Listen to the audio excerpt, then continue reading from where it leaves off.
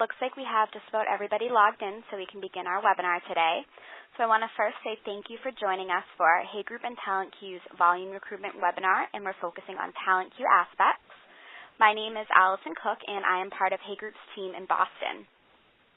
I'd like to let you know that today's webinar is in listen-only mode, and we encourage you to send your questions through on the chat feature at the bottom of your screen. We will have a live question and answer session at the end of the presentation. If you don't see your questions live, we will be sure to contact you after the webinar ends. So don't worry, you will have your questions answered. And today's webinar is scheduled for about an hour. We'll spend most of this time going through the presentation and leaving the rest of the time for any questions that arise. Please note you can maximize your screen in the upper right corner to make sure the slides are easy for you to read. And lastly, you'll note that all attendees will receive a copy of today's presentation. Today's presenters are Sean Howard and David Bauer. Sean Howard is the Managing Director at Talent Queue, and he spent 16 years in senior leadership positions within the assessment industry and has extensive experience with volume recruitment solutions. David Bauer is a Senior Account Manager at Hay Group within the Productized Services Division that focuses on tools that help organizations throughout each stage of the employee life cycle. And I would like to give everybody a quick background on Hay Group and Talent Queue's partnership.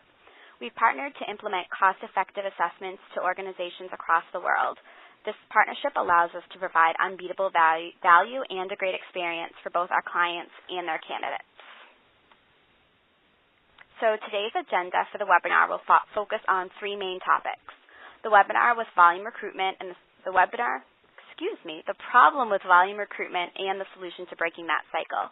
You'll also learn how Hay Group and Talent Queue are equipped to help you break the cycle. And lastly, we'll answer all the questions you've asked by utilizing the chat feature.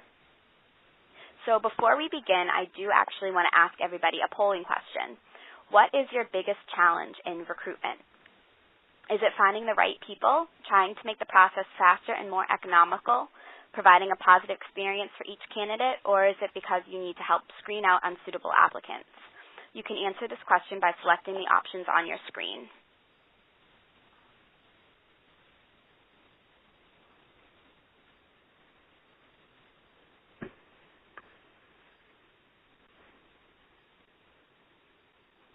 All right, so everybody's filling it out now.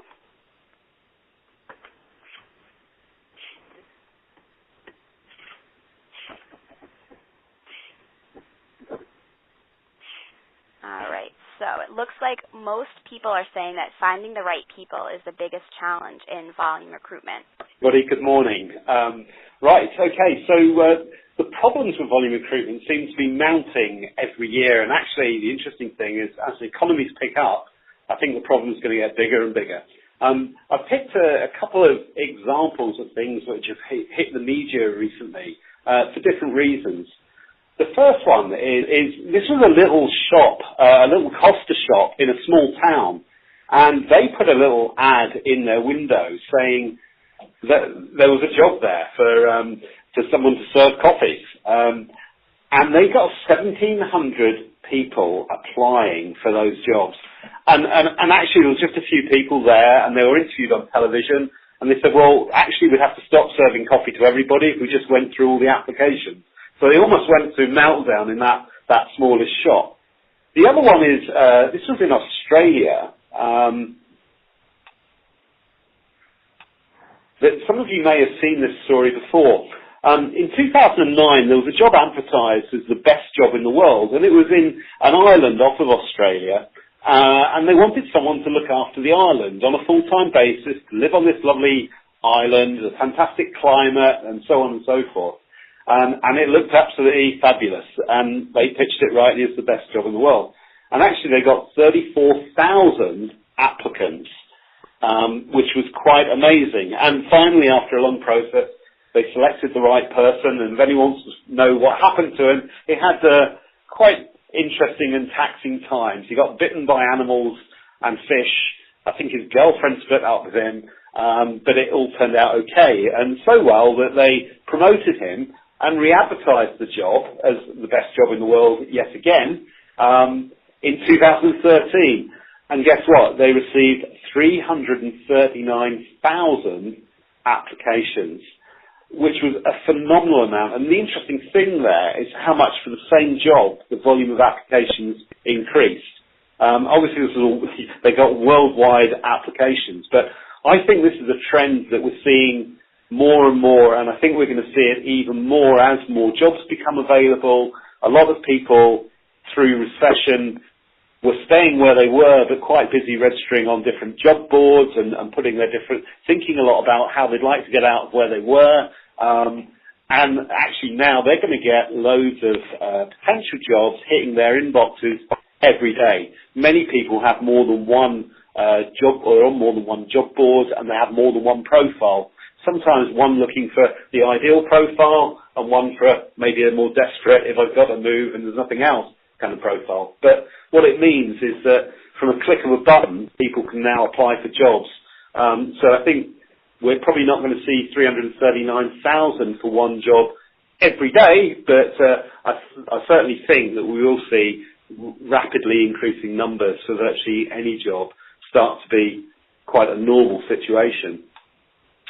So interestingly, and it was really interesting just listening and seeing the poll results there, because we actually did research last year, and there's a few things that I'll share with you from that research.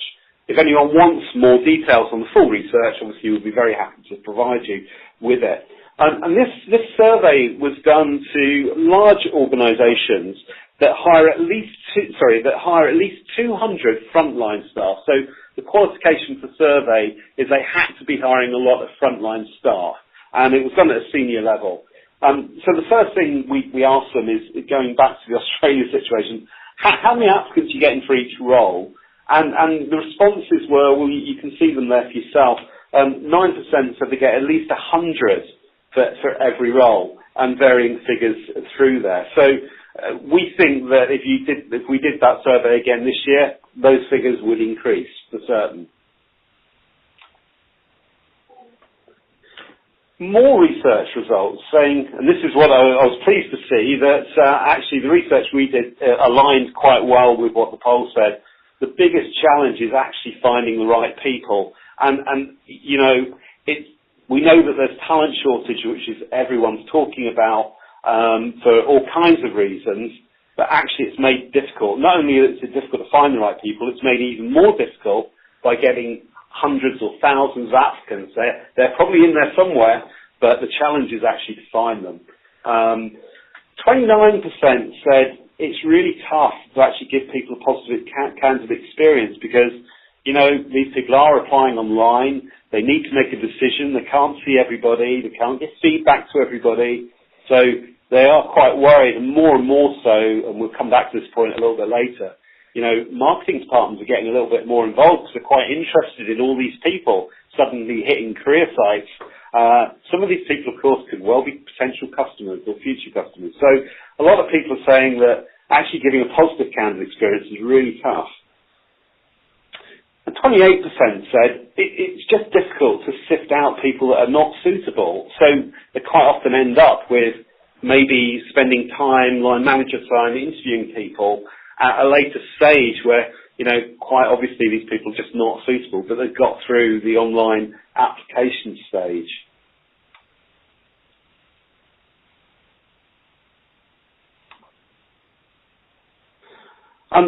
The cost of turnover is another subject which of course comes up because it costs money to recruit people, and when you get lots and lots of applicants it costs more. But we ask people, what are the big consequences that staff turnover is causing to you? And the most common answer was just the cost of it, the actual cost of getting replacement people in, recruiting them, hiring them, training them, and so on. And there's various other points that they made, the sheer burden. I've spoken to people in HR and say, look, we'd love to do lots of really good things, but we spend all of our time recruiting people nowadays. Just looking, there's a figure there that came from the research saying, well, how much do you think it costs to replace an employee? And there was a range of figures from $8,000 to $16,000 there. But again, I think that's on the low side. If you speak to most of the big consultancies have a figure, and they generally estimate between 1.5 times that person's salary multiplied by the number of leavers is how you get to a realistic cost of turnover. So it's sometimes hidden in recruitment budgets and training budgets and so on, but the significance of the cost is absolutely huge of turnover. So what we mean by that really is saying turnover costs a lot of money, so it's really important to get the right people in the first place, people that will stay and enjoy their career with the organisation.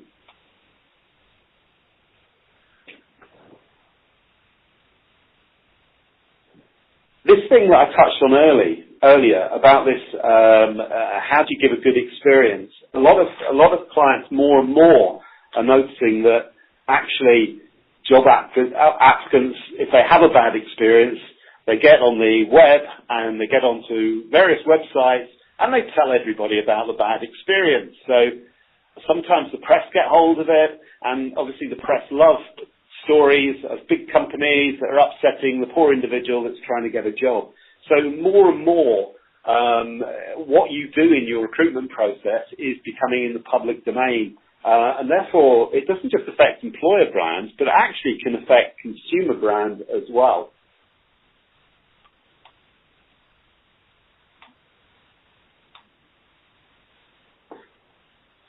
Here's an interesting question, and it's a poll question. I might need help in how this works.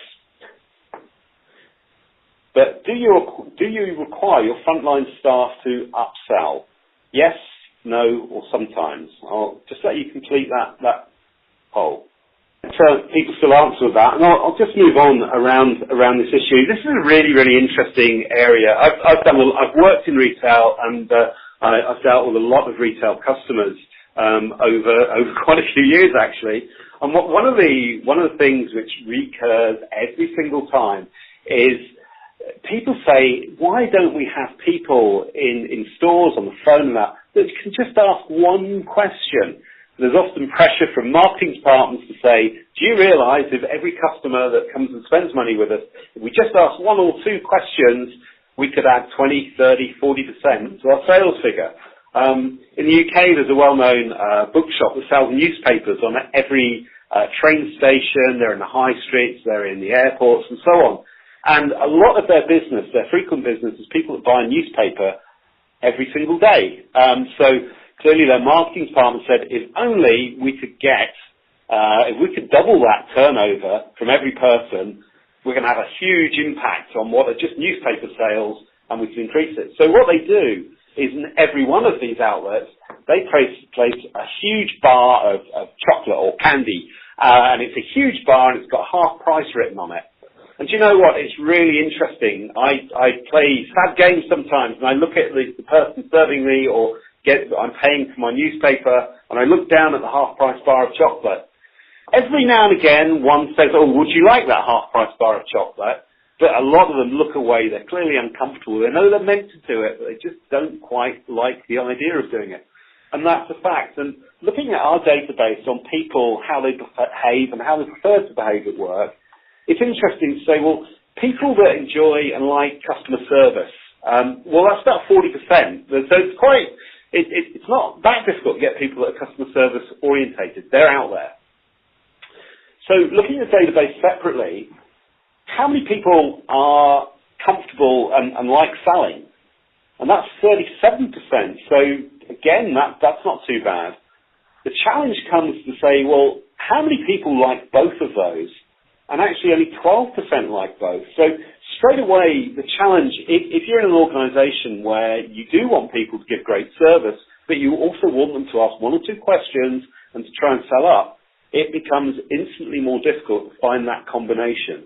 And if the organisation wants that combination, then it does come down to how you're looking for those people, and you are looking in a limited pool straight away. So what we're looking to try and help avoid, and I said earlier, I've spoken to so many people, especially in recruitment, who say, you know, every day we just recruit. And this is what we call a vicious cycle, where if the process at the front end doesn't get the right people, you hire the wrong people, and those people don't really know what the role is, or they don't like the role, they leave, and guess what? You've got more recruitment to do. And so it goes on. And at that point, I'd like to pass across to David. Well, Sean, thank you very much for setting the stage here. And just to build on one thing that Sean said about why the importance of making sure you're using the best tools for your volume recruitment or implementing it is the number of applicants. I just recently did a presentation in New York with some of our compensation folks, and some of the research we found is as the economy improves, the churn is going to increase. More people are going to leave jobs, interestingly enough. Applications, if they're really good candidates, actually goes up when the economy improves because people are more comfortable leaving jobs. So it's going to even become more critically important to find the best candidates and identify those who are the best as more stronger candidates perform and apply. So what we wanted to do is talk a little bit about breaking the cycle. How do we do this? And Hay Group and TalentQ have formed a partnership on this, and these assessments are used throughout the world. This is our introduction, though, for these assessments into the U.S. marketplace, and we're really excited about this to share with you some of the differentiators and the value proposition in general of using assessments for volume recruitment and some of the things that are really important to have a successful program. So we have an entire portfolio of offerings. There's a lot on this slide. But essentially what we have the capabilities of doing is not only to have a assessment that helps identify who the best candidates are, to weed out the least desirable candidates, but we can also do things like realistic job previews so your candidates will have a sense of what it's like to work in the job.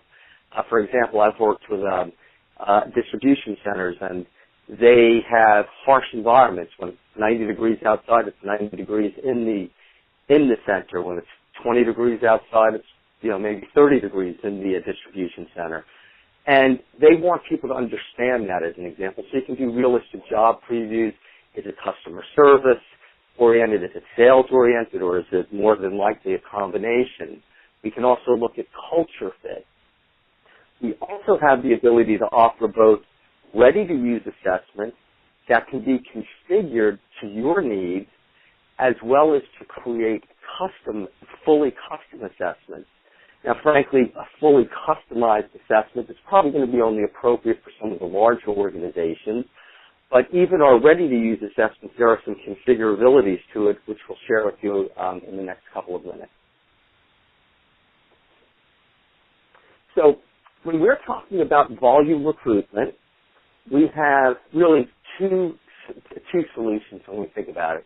We think about managerial positions, and we then also think about frontline customer-facing positions. And in many cases, even the managers will be customer-facing in the volume recruitment.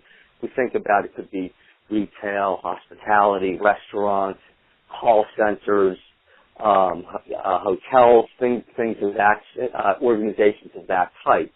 And what's important to understand is that the structure of the assessments are very similar. There's going to be, for both managers and hourly, there are going to be different assessments, but there's going to be a personality component which will help us predict the competencies that are critical to the job. There will also be skills assessments, again, for each of those broad job families. The big difference between the managerial versus the hourly is that the depth of reporting and the options on reporting will allow for more depth on the managerial type positions. But again, we'll show you some quick samples of what's important on that. But there are definitely two solutions that work. And again, most organizations will use both because very often when they're recruiting hourly positions in that first level leader, very often that's all done, with the same group of people. And typically organizations will use one organization to help with those types of assessments.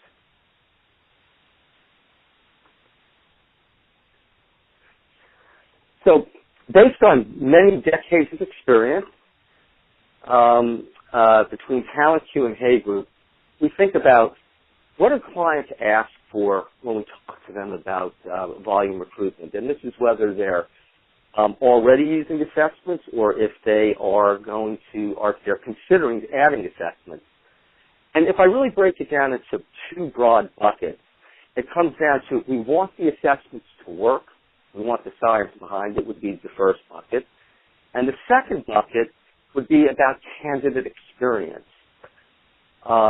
Because your candidates are very often your customers, and your candidates, the recruitment process is their first introduction to the employee brand you're trying to create. So what I'd like to do is take a little bit of time, a few minutes, to go through each of these. They'll be relatively quickly, but I am going to start with the science portion of this. This section will take a little bit longer than the other ones, so I just wanted to give you a heads up on that. So what are we doing when we talk about science? What we want to do is make sure we identify the attributes that are going to make people successful for your role. And we do that using, there's variations of how this is done based on organizational size, organizational culture, the industry you're in. But essentially what we want to do is we want to look at the documentation you have, job descriptions, how you do your performance management, what metrics are important. And then what we want to do is talk to people who are most successful in that job. We want to understand what differentiates these folks. And as part of this process, we also think we're in an economy that is just changing at warp speed. So if I think about retail now, we want to think about, well, how is the role going to change over time? So we talk to executives. So if we think about retail, 5, 6, 7 years ago, somebody walked in to a retail store. They basically came to look at something and generally buy something. Now when we think about retail, it's a much more complex job than it used to be because of the quote-unquote omni-channel. Someone walks into a store today. Well, maybe they're coming in to buy. They're ready to buy. Maybe they looked at the offers and the products online. Now they're coming in to buy. Or maybe they ordered it online, but they're coming in to pick it up. Maybe they're just doing some research in their showroom, and then they're going to go home and look at it online. And there's so many different combinations of this. It's a much more complex role, and we want to make sure that we identify people, in retail, for example, that can adapt to that. And again, this comes to identifying what's going to work for my organization, and are people upselling, or, is it more about customer service? Is it more about selling? But more than likely, it could be both. And then what we're able to do is once we've identified those traits, we then create a specific job profile. And for the hourly, for example, this is what I had mentioned earlier about the solution being configurable, is we have 16 competencies here. And realistically, in a reasonable amount of time, we cannot and we don't want to try to measure 16 competencies. What we're going to do is, based on the information we've gotten working with you, together we're going to identify the 5 or 6 competencies that are most important for that specific role or job family. It could be multiple jobs within a similar job family. And what we do is we create a competency profile that's specific to your organization and toward the role or roles that we're assessing against. So, for example, I created 2 sample profiles, a retail profile and a front desk profile for a hotel chain. And again, I want to emphasize that as we look at this, every retail profile is not going to look like this. I would imagine just using, a couple of extremes, something, a Target profile is probably going to have a little bit different retail profile than a Neiman Marcus. Even a Target and a Walmart, take 2 big box retailers, there may be differences in the profiles based on their organizational needs. But there's going to be a lot of commonality sometimes. So if you look here on this retail profile, you see teamwork, interpersonal skills, customer orientation. It's probably important for somebody at a front desk or in retail. But then on the retail, I just took some things just based on some experience talking to lots of customers over the years. drive and motivation, resilience, influencing, and selling are probably also important attributes. We're not suggesting those aren't important for the front desk personnel, but maybe for some hotel chains. Things that are more important than those three attributes might be efficiency and reliability. It might be tolerance for stress. We've just got, a shuttle bus from the airport with 9 people getting off at the same time, and there's only 2 people to check them in. And to be a bit more adaptable based on, the needs of different clients that they might have. And then the last slide I just want to talk about on the science is the structure, the way we design our personality questions. The old way of doing things, the scale would be on a 1 to 5 scale or a true-false question, and the questions would be, and I'm going to use the examples I have up here, I like having to respond to new challenges, true or false, or on a 1 to 5 scale, what's most like you. People say that I have a lot of common sense. Sometimes I react too aggressively to people. I find it easy to cope with pressure.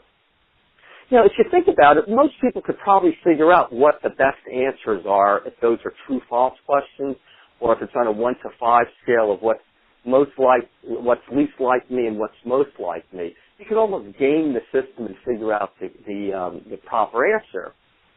On this, what we do is we ask your candidates to rank them on that scale, but you cannot give the same question the same ranking. So what this does is a couple of things. One, it gives more consistent and reliable results because you can't clearly figure out, what's the best order, quote unquote, to answer these questions. And in fact, depending on the competencies we're looking for and the profile we're looking for, the best order might be different based on the competencies that we're looking for. What it also does, it's more engaging for your candidate. I mean, I would think for me, when I sit down and look at this is more interesting. It's much more interesting to think about this and rank this than true-false, because true-false is a pretty easy question. And I think your candidates, I know your candidates, will be far more engaged using this. Sit time is critical. I was just talking to 2 chains out west, mid-sized chains, about 50 stores. One of them is thinking about implementing pre-hire assessment. The other is using them. Both of them said sit time is critical. The company that's actually already using it said, we're asking our first-level leaders and our hourly candidates to spend 60 to 90 minutes on assessment. And they've gotten feedback from them that it's too long, and frankly, it's not an engaging process. So what we do is we use adaptive testing for our skills assessment. Adaptive testing is the latest technology, and essentially what it does is instead of doing it the old way of asking a series of questions that are easy, then asking some more difficult questions, and asking most difficult questions, adaptive testing, we start at a certain level of questions, and based on if the candidate is getting the questions right or wrong, the questions will become easier or more difficult. The advantages of this for the organization are quite a few. One, it really allows us to see who the best of the best is on the skill sets that we're looking for. It also, again, helps your employee brand, because you don't want someone who's frustrated. If someone is missing all the questions and they're starting to get really frustrated, like, why are they asking me these questions? And it becomes a frustrating experience for your candidate, and potentially still your future employee, because maybe he or she has other skills that counterbalance some developmental needs. And by the same token, the person who's getting the questions right, you don't want them just to think, wow, these are just all easy questions. Somebody in second grade should be able to answer these. So adaptive testing really allows for shorter sit time and a more engaging process that gives us better information on the candidate. So if you look at this slide here, and you see the sit times, if, again, this is for our hourly, and managerials are slightly different, fairly similar to this, but for hourly, if someone were to use our competency assessments and our 3 skills assessments, and that can all be made to look like one assessment, so it won't look like 4 assessments. The average sit time would be 32 minutes. Most organizations are not going to use all 4 assessments. We let the science determine which assessments are most predictive, but very often, almost always, it's a competency assessment. And then, maybe it's a numerical and verbal reasoning. Maybe it's a checking and verbal. Again, we let the science make that determination, but the maximum average sit time is just over 30 minutes. And the realistic sit time is probably going to be, if you're using 2 or 3 of these assessments, somewhere between 20 and 25, 26 minutes. And that is something that candidates really, really appreciate. The look and feel, very important. The assessments that we're showing you were designed to be delivered online. Many assessments are put online, are essentially an assessment that was designed to be delivered as a paper and pencil assessment, and now it's been put online and it's essentially a Word document. So if you look at just a couple of screenshots here, I'm going to go through these very quickly, you'll see that there's very up-to-date fonts, there's graphics, it's not overly wordy where the whole screen is taken up by words. Again, building your employee brand, more interesting, more engaging for your candidates. So what we're looking for, again, early on the poll questions, I think it was something like between screening out unsuitable applicants or finding the right people. I think it's very similar. We're basically saying the same thing.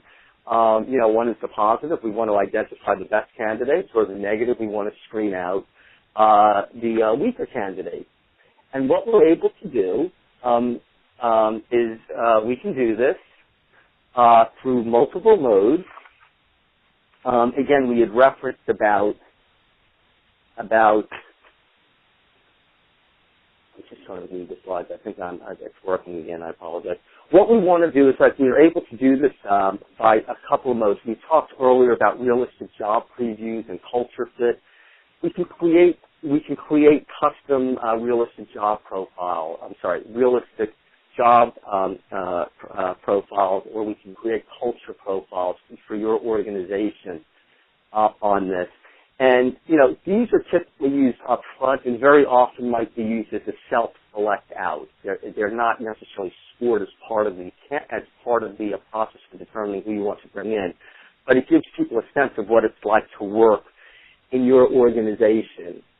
And then as we go on, what ends up happening is, if you can move to the next slide, Allison, please, is that we're able to easily identify who the best candidates are, and this is for ease of use for your HR folks as well as your line managers. They can quickly see which candidates have scored the highest on the assessments. You can look at it by the skills assessments, by the competency assessments. For the larger organizations out there, that almost all of them use an applicant tracking system, and even some smaller organizations now are using applicant tracking systems. This process will probably be somewhat automated. So I want to emphasize to everybody, these solutions that we're talking about today are very, very scalable.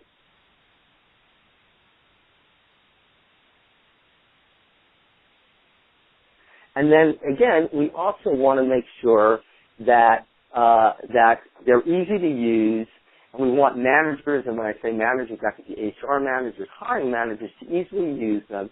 And what that allows for, what our approach allows for, is that we have multiple reports that can be used that you don't need to be an IO psychologist to understand. You can look at, we showed you the on-screen Excel report before. You can look at just a specific report on the abilities assessment if you want, or just on the competencies assessment, or you can look at the complete, the overall outputs that are done. And then finally, I think what's most important is we're also able to create an interview guide that's specific to the profile of the candidate that you decide to bring in. So this interview guide will ask questions about the candidate's strengths, and maybe if there's some developmental areas or areas of concern, it will ask for that also. And what's critical about that is that it's going to give you more insight into the candidates by having a structured interview that's based on the profile of the candidate. So different candidates are going to have different questions based on their profile. This will also help you in legal defensibility, because by using this, instead of having each manager asking every candidate a different series of questions based on a whim and based on gut feel, that opens up to, that can potentially lead to some legal issues. But if you're showing that we're asking based on the profiles that have been established, we're using validated assessments. We haven't talked a lot about validation because that can get a little bit scientific, but we can certainly chat about that if anyone has questions, or chat about that offline. But this really helps you on the legal defensibility of that there's a consistent process. And then finally, we also, at the end of the day, all the stuff that we talked about, we want the assessments to work. It's critical that they work. And I'm going to turn it over to Sean now, who's going to share some success stories. He's actually worked with some of these clients he's going to talk about, and he has some really interesting stories with some interesting metrics to share with you. Great. Thanks very much, David. Just one point, going back to David talks about the realistic job preview, I'm just going to give you another snippet from the research we did, which I was kind of surprised but not completely surprised, and that was that we asked people, what do you think is really driving staff turnover? And the highest answer was actually that the reality of the job didn't match the employee's expectations. And that was 48% of people responded with that. Sure, there were the other normal answers, about salary and so on, salary, lack of career development, not the right person for the role, the work wasn't challenging, things like that. But the biggest one was that the reality of the job didn't match what they thought it was that they were signing up to. So, that's something which really can be put right at an early stage. And that realistic job preview is there, not just to sift people out, but actually it's also to reinforce browsers. So people might look at the website and think, no, it wouldn't be for me. Well, what we're offering there is like a 4 or 5 minute insight into, the good and bad, but the reality of what it's like working there. And you're giving them positive feedback or negative feedback about how well their answers match the job. So actually what that can do is turn a browser into someone more committed to apply, because they get, they answer the questions well and think, oh, actually, that's quite interesting. I kind of like that. And actually that means they think they've got a good chance of getting the job because they're suited, so they hit the apply now button. Sorry, that was just a little detour back to give you some more research findings that I found interesting. So just moving on to, I'm just going to talk about 3 projects that we've completed. First one was a global telecom retail, so shops that sell mobile phones mainly. So they wanted to work out, if it was possible to work out who were the best salespeople, and they couldn't quite always work out what it was from a behaviour point of view that made a difference, and recruiting them proved to have a failure rate that was quite high and a high turnover. So they actually said to us, look, have a look and see what you think. So what we did is we assessed 145 of their retail assistants, and we then asked for performance data on them. And the 2 elements of performance we looked at is what the sales figures were and what their insurance sales were. Now, actually, sorry, I'm going to make an apology now. I used the phrase upselling earlier. A couple of people said, what do you mean by upselling? It's add-on selling. It's sometimes, I'll give you an example. Well, it's actually, if you go and get a burger, I always end up with a large fries or a meal deal. And that's just because someone asked me. No other reason, obviously. It's adding to the value. The customer's bought something and you offer them something else as well. And in this case, it was about selling insurance along with the product they bought. So what we did is we worked with them to try and identify the most likely competencies. And then we actually put people through the assessment and then compared results to what the profile was telling us. And we found that the best predictor of performance was actually not necessarily surprisingly influence in selling. And then resilience, they get a lot of rejection, and adaptability. You know, these people have got to deal with all different kinds of people. Sometimes they get shuffled from shop to shop as well, and sometimes they've got to work all kinds of hours as well. So again, quite logical, but now they actually could assess people specifically against those three things. Now, the results that came out of that were that people that achieved a higher score against these competencies on this profile, actually their sales figures were 42% higher than people that scored low. So it's quite startling. For quite a short questionnaire, they're able to identify at a very early stage those that are likely to be much more successful in selling. So that was in retail with, as I say, a telecom organisation. Let me move to another one. Now, I can't tell you the name of this one at the moment. Like the next one, we're talking about a case study with a sign-off and that, and you'll probably guess who it is. So they're a very, very large retailer with an awful lot of staff and an awful lot of people and an awful lot of stores. Now, they're in the Chinese market, and obviously a big market. They were looking at, firstly, where they put their stores, and they did it by looking at demographics and so on and so forth, as you would normally do. What they then found is that the results coming from different stores didn't always align to what their data showed them where it should come from. So they kind of were curious as to why that was, and they approached us and a couple of competitors to say, we need to see if people and specifically managers actually is a differentiator, because demographics isn't a differentiator. We've got some stores that, because of the location they're in, there should be really high sales, and actually they're not. And we've got some in smaller potential areas where actually they're doing much better. So they came to the conclusion it might be something to do with people, and specifically managers.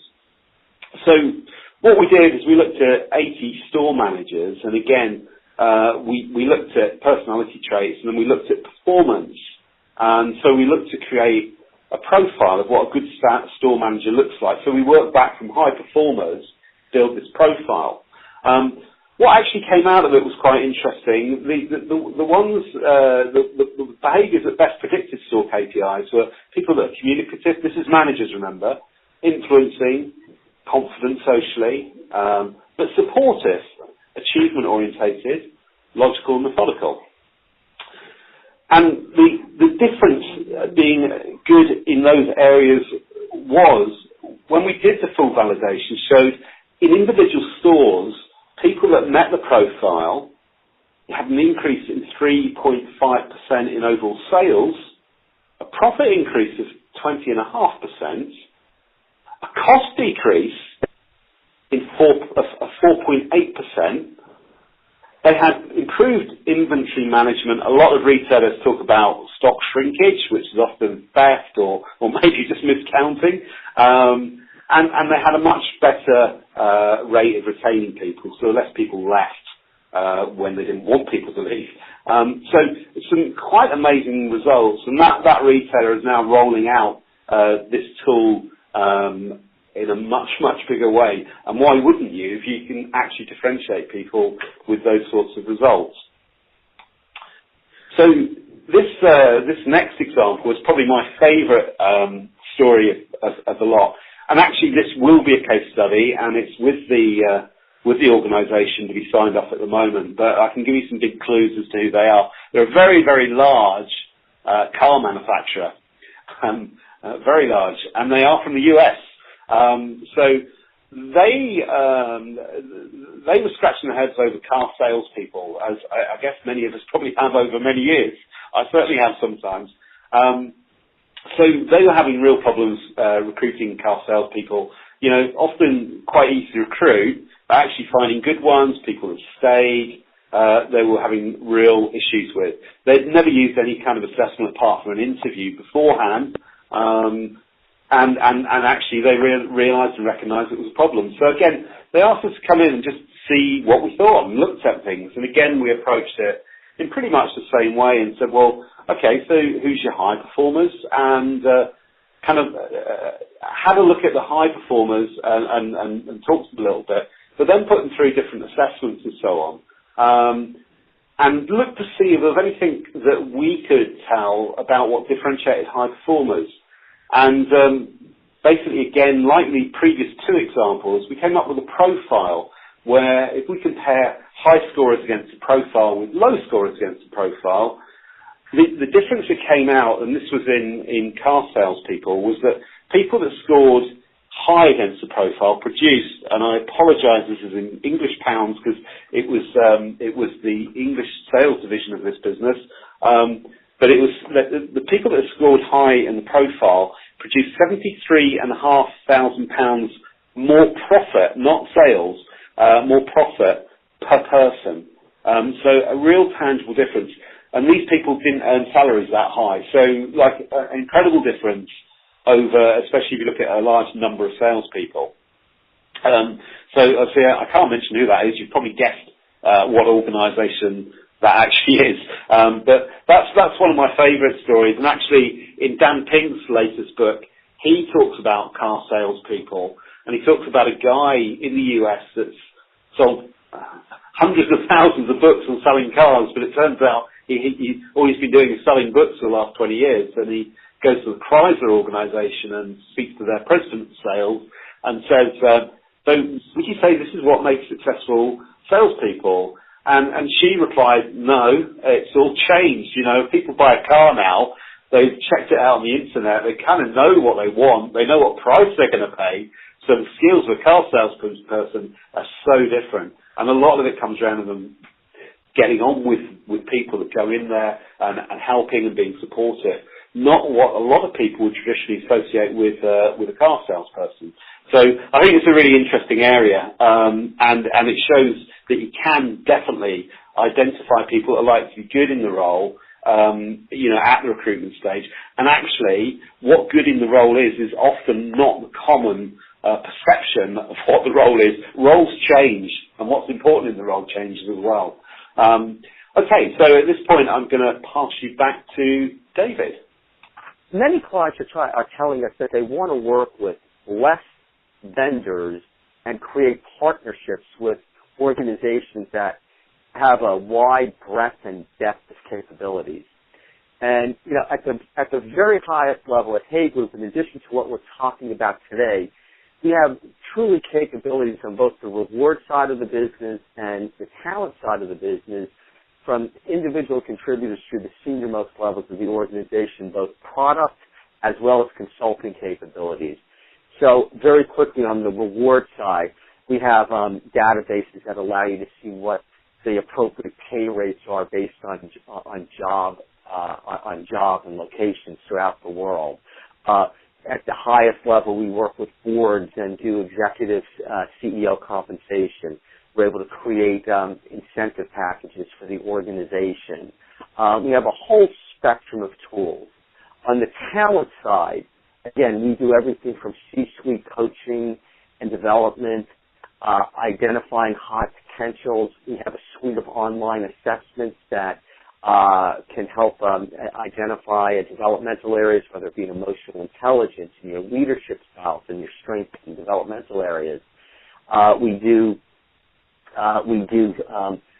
every type of 360 imaginable. We do employee effectiveness or employee engagement surveys, truly the whole spectrum of tools.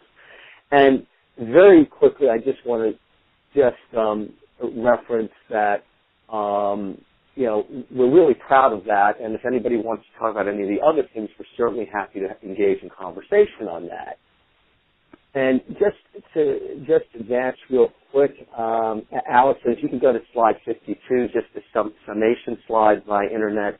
Like many of you in the Northeast, I'm based in Philadelphia. The weather is terrible, and my lights are flickering on and off. So I periodically am losing internet connection, and I actually think there's going to be 339,001 applicants for that job in Australia after the winter that we had, because I'm ready to apply to that job.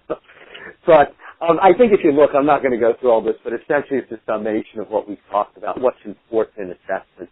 At the end of the day, it's finding the right people and it's also doing it in a way that has a great candidate experience. Those are things that are just absolutely critical to these types of assessments. And then... Great. Thank you, David. Okay, thank you. So just this next slide I just want to show everybody is something that we've just recently introduced called Hey Group Activate. And as you can see, it's a suite of apps that we've designed to transform HR policies. So many of you may be aware of our leadership styles and climate assessments that we have, and now we have an app for that, and we like to consider that a coach in your pocket. So those who have taken the assessment can actually manage their results and manage their development all on their phone or their iPad. And then we also have 2 different apps for compensation and benefits people. They can grade a job right on their phones, and you can also price a job right on your phone or another mobile app. So this is something that we're really excited to debut, and we just wanted to let everybody know about that. And you can definitely get more information on that if you're interested. And before we get to your questions, we do have one more question for you. We just want to know, after the presentation today, what you'd like more information on. Either the the entire Talent Cube portfolio, just information on aspects for the volume recruiting that we went over, the Hey Group products that we offer, or the Hey Group apps.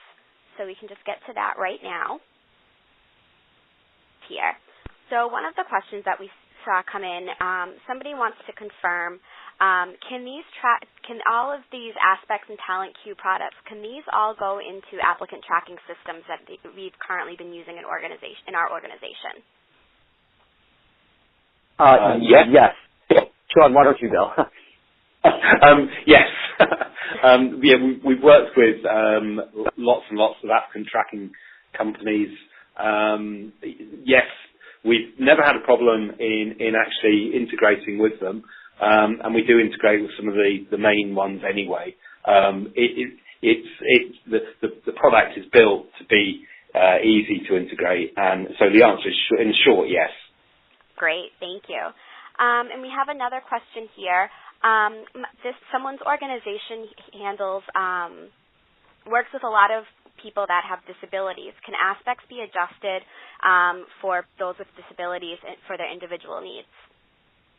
Yeah, sure. I mean, when it comes to questions like that, there's always needs to be a deeper dive needs to be taken to understand how the disability affects the role.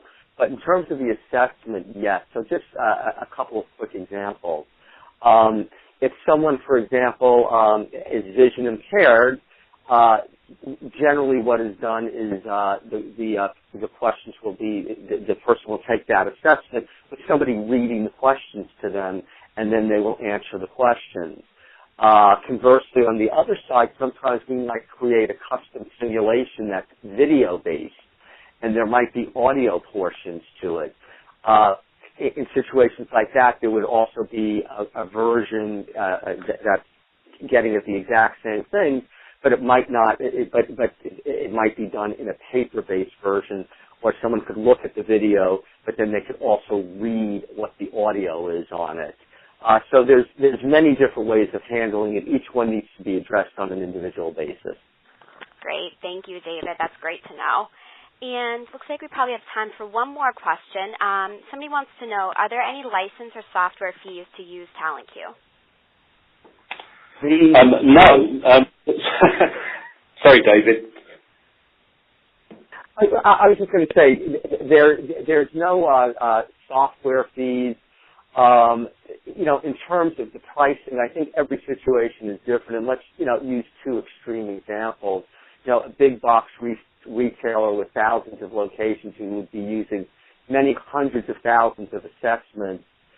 An organization, larger organizations, there may be license fees associated with that, the fee for the year is going to be X dollars based on an anticipated use of, 500,000 assessments. For smaller organizations, and this goes back to the scalability, where maybe they might only need, a few hundred assessments a year. On that, we can create something where they would be they would pay on a per clip usage or a per participant usage, and there's lots of flexibility based on on volumes. I mean, just to be quite frank, I mean, volume will ultimately determine the price per assessment, whether it's on a per click basis or on a license fee. Again, smaller organizations are per click. As you get into larger, smaller and mid-sized organizations, there can certainly be volume discounts as part of the package. And then the largest organizations are almost always going to be on some sort of set fee basis based on anticipated usage. Great, thank you. And unfortunately, it looks like our time is up for today. So if your question wasn't answered, somebody from Hay Group or Talent Queue will be in touch with you to ensure you do get an answer. And if you've indicated interest in any of our tools from that poll we just had, we'll be reaching out to you shortly with additional information. You'll also see on the screen that my information, as well as David and Sean's, is available. So if you'd like to reach out to any of us directly, you can do so.